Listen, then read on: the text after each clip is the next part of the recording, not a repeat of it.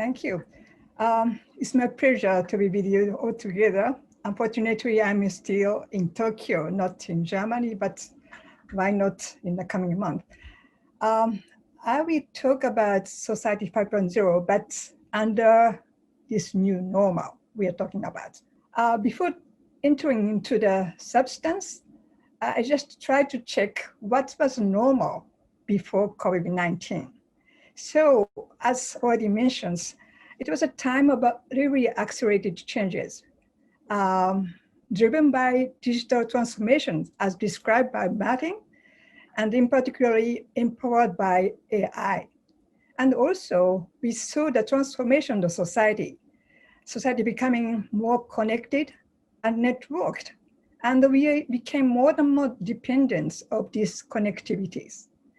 And also, thanks to the advancements of technology and science, we saw ever-increasing sphere of human influences.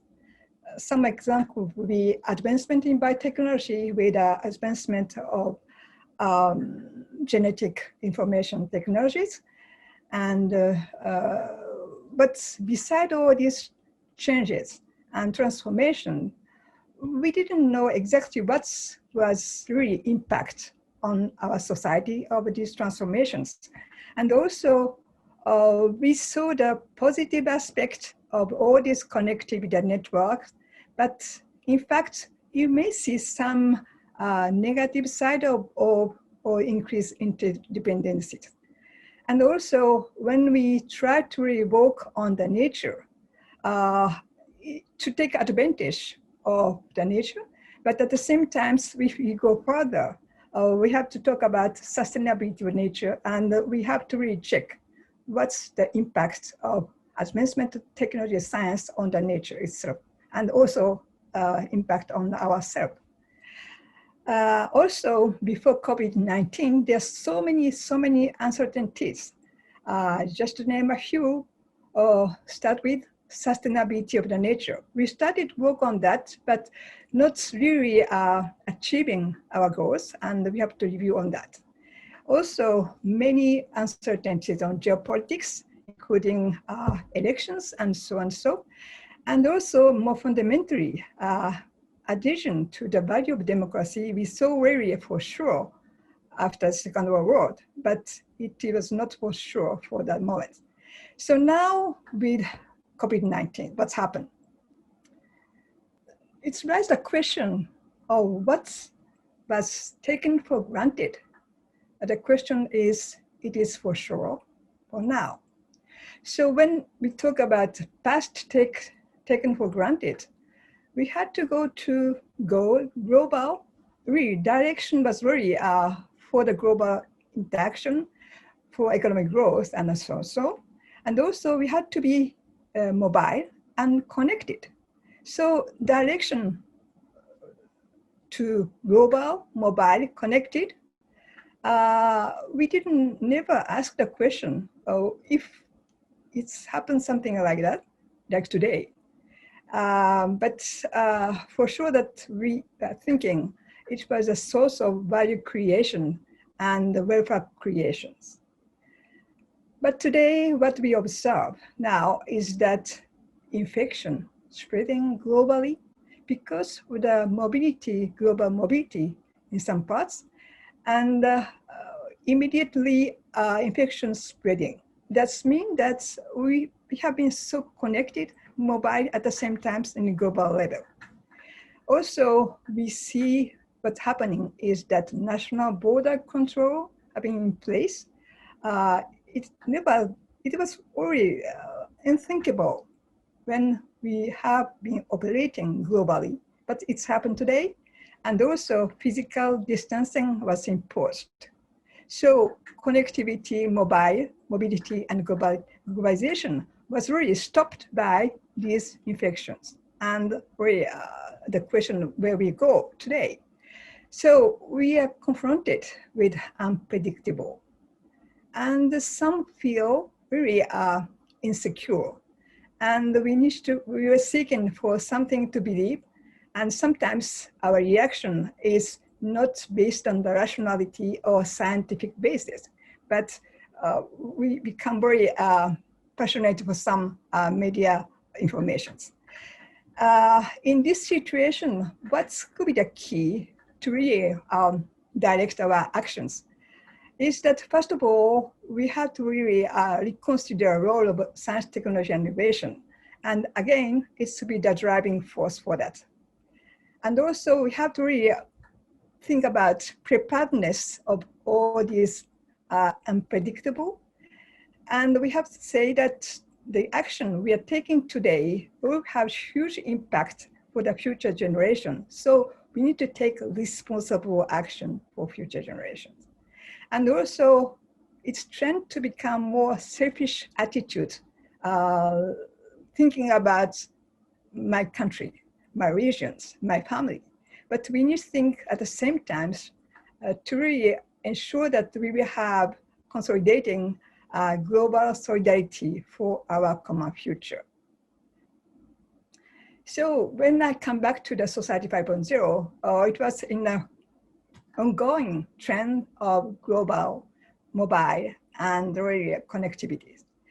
So what could be said about Society 5.0 under the context of COVID-19? Just I'd like to really come back to the precept of this concept and asking myself if it's still valid. So first important philosophy, underlying philosophy of Society 5.0 was the human centers. And on this point, no doubt, it's more than ever before we need to have human-centered approaches. In the first discussion, we talk about car industry and mobility, but some make sure that we have to put human at the center. Also, Society 5.0 tried to say that society should be backed by advancement of science, technology, and innovations. And today, again, more than ever before, we need to have STI because we have to have better understanding of COVID-19 to be really in the short term. Also, in the short and mid-term, we have to develop vaccines, therapeutics, and diagnostic tools against COVID-19. And also, we need to have understanding of the impact of COVID-19, not only on the economy, but on our society and human beings. So we need to have more STI. Also, in terms of value of openness, sustainability, and inclusiveness, it has been already discussed in the first session. We need to move in this direction to keep this value as for sure. And also, we have to take everybody on board. And we see today, due to COVID-19, we see some increased inequality and social divide. We are observing that. So that's why we have to take account of all this value. And so what's happening on the ground? Now today we have some imposed new law on the game in terms of constraints on mobility. We have been limited by national border and sometimes at a city level due to the physical distancing. The person-to-person relationships, you have so many constraints. And also most of the social institutions like say hello and to be in friendly situation, we have so many constraints on that. But at the same time, to not say to be have very negative attitudes, but more constructively, we see some accelerations in terms of digital transformation. And also, thanks to sharing data, sharing knowledge creation, we are advancing in very high speed for the treatment of COVID-19. I mean, open science is accelerated. But also at the same time, surveillance is accelerating. And for example, we have really development of application of contact tracing. And we have to be keen that surveillance have a negative and a positive aspect. So it's asked you to act different. And probably I'm present today to this workshop virtually. And more and more things virtual are substituting physical, but still partially. and how to overcome the limitations. We have to rediscover the sense of community and solidarity. It is linked to the smart city discussion, because the community has been based on the physical interaction, social interactions. Now, today that we have so many constraints as I described, we need to have new ideas how to constitute and consolidate community, taking account of all these constraints. And what is really key is that today we have to assess really what is essential in our life, in our working practice and the social interaction. So for me, new normal is really the trend to act different based on these three items.